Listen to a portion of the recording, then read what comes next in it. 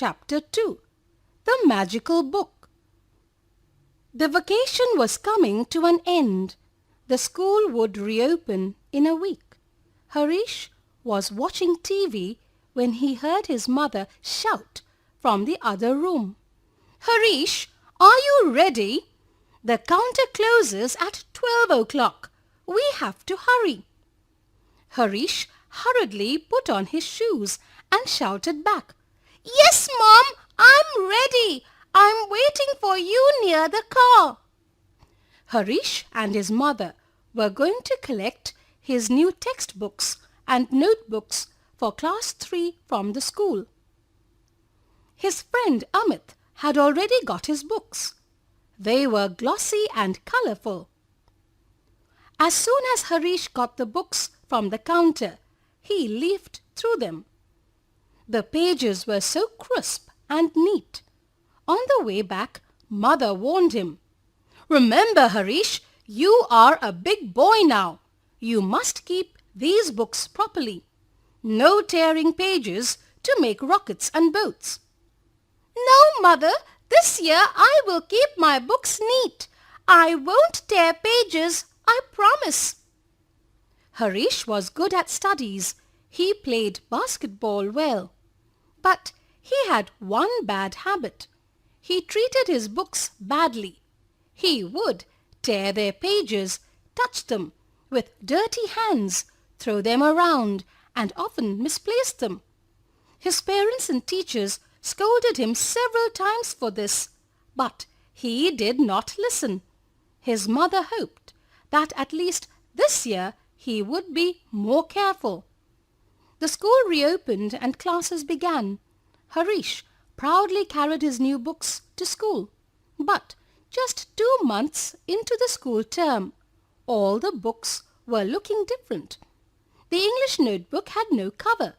Mathematics had many pages missing. The Hindi textbook was torn. Harish's mother got angry, seeing the pathetic shape of his books. She decided to teach him a lesson. She went to see Harish's English teacher, Mrs. Jaya, and they thought of a plan.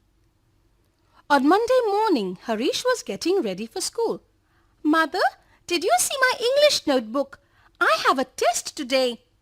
"No, Harish. I'm sure it's somewhere there. Have you checked inside your bag and the shelf?" "Oh, Mom, I can't find it anywhere. Mrs. Jaya is going to scold me today." "Well, it's time to leave. Your bus is here already.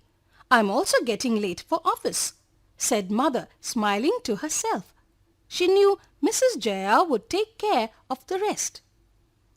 Later in the class, Mrs. Jaya asked the pupils to take out their English notebooks. She handed out the question paper and ordered them to answer the questions. While the other children were busy preparing to write, Harish sat staring ahead with tears in his eyes. "Harish, where is your notebook? Why aren't you writing the answers?" "Ma'am, I have lost my notebook." "Oh, really? I am not surprised. In fact, last night I had a dream. Many books were shouting and complaining about the cruel little children who hurt them. They have decided to hide themselves from the little villains. I think my dream is coming true.